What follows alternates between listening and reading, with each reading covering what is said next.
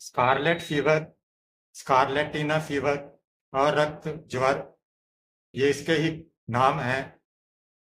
ये एक bacterial illness है जो स्ट्रेप्टोकोकस बेसिलाई के कारण जब किसी का गला खराब हो जाए और उसके साथ में बुखार हो तो ये बीमारी हो सकती है। स्कारलेटिना फीवर के अंदर ज़्यादातर जो रैशेज होते हैं वो पूरी बॉडी के अंदर हो जाते हैं और इसके अंदर गला खराब, सोर थ्रोट और बहुत तेज बुखार होता है। ये जो रेड रैशेज हैं ये सबसे पहले उसके फेस पर, गर्दन पर फैलते हैं, उसके बाद में ये चेस्ट पर और फिर ये नीचे बाजुओं के अंदर फैल जाता है। ये जो फीवर है मोस्टली 5 से 15 साल के बच्चों के अंदर अधिक फैलता है।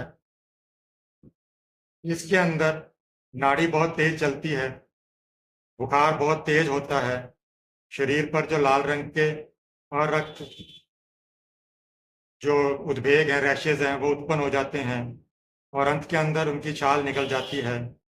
गले के अंदर इसमें जख्म हो सकता है, बहुत कमजोरी होती है, पेशाब भी थोड़ा आता है।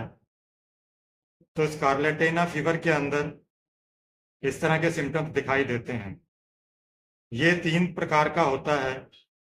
एक तो सिंपलेस्ट स्कारलेटिना, इसके अंदर सरल और रक्त ज्वर कहते हैं इसे। इसमें थोड़े रैशेस निकलते हैं, गले में इसमें जख्म नहीं होता है, केवल लाल दाने निकलते हैं और बुखार भी हल्का होता है।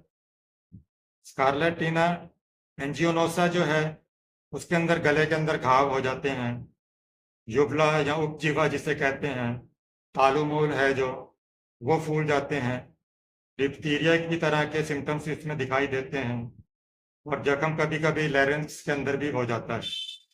जो रैशेज हैं, हिमोरियाँ हैं, वो छोटे छोटे दाने लिए हुए होती हैं और कुछ देर बाहर निकलते हैं।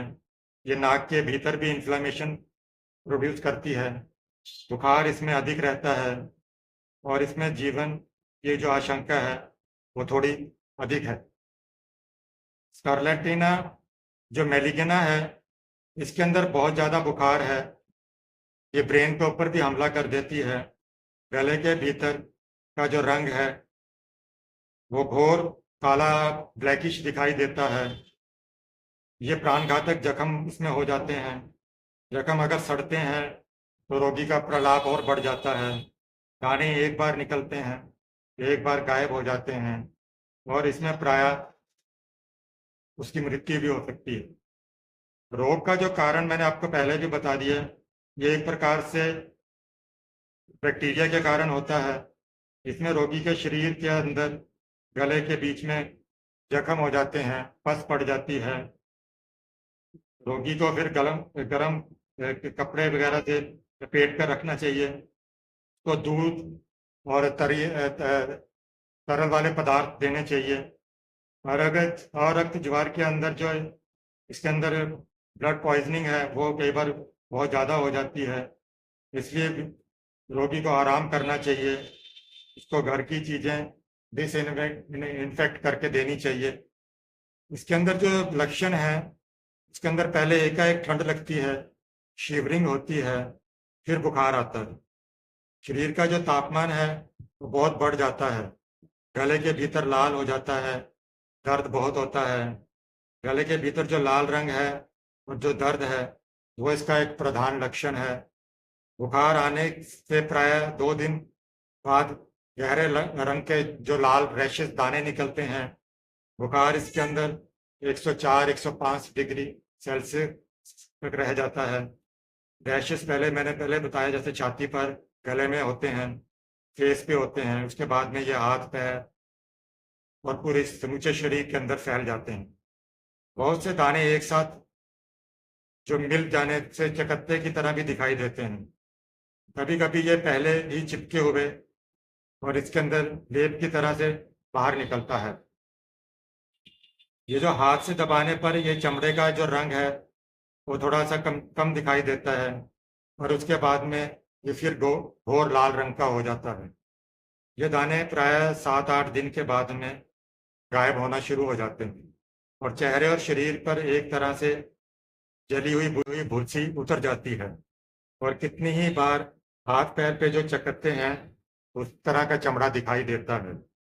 इस समय पलकें हैं, हाथ पैर हैं, वो फूल जाते हैं, नाड़ी तेज हो जाती है, 120 से 140 बार तक उसको वो बीट्स करती हैं, भूख नहीं लगती, कब्ज होती है, सिर दर्द है, बेचैनी है, नींद नहीं आती है, पेशाब है वो थोड़ा कम आता है।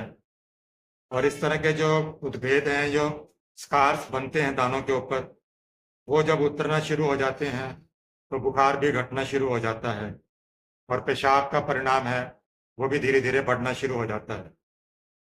अन्य रोगियों के साथ में इसका जो प्रभेद करते हैं हम लोग, जैसे मीजल्स का जो बुखार है उसमें गले के अंदर जो जख्म है और जो दाने हैं वो तीसरे दिन नहीं निकलते हैं। इसमें सर्दी और पतले दस्त लगते हैं।